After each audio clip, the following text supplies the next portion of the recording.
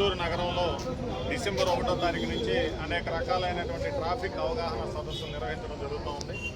దీని ముఖ్య ఉద్దేశం ఏంటంటే మనకి జనవరి 1, 2025 నుంచి ఎంబీ యాక్ట్ కొత్త యాక్ట్ ప్రకారంగా అన్ని చలానాలు కూడా భారీగా ఫైన్ అమౌంట్ పెంచడం జరిగింది.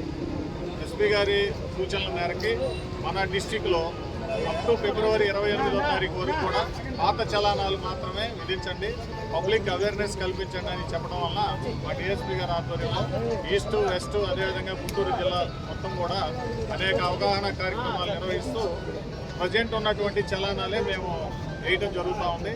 దయచేసి మార్చి 1వ తారీఖు నుంచి హెల్మెట్ లేకుండా ప్రయాణించినట్లయితే ప్రస్తుతం ఉన్న 135 రూపాయలు 1035 రూపాయలుగా పెంచడం జరిగింది. ప్రస్తుతం డ్రైవింగ్ లైసెన్స్ లేకుండా వెహికల్ నడిపితే ఉన్నటువంటి 535 రూపాయలు అమౌంట్ 5035 రూపాయలుగా పెంచడం జరిగింది. మైనర్ కనుక డ్రైవ్ చేసినట్టయితే అది 25,000 రూపాయల వరకు పెంచడం జరిగింది.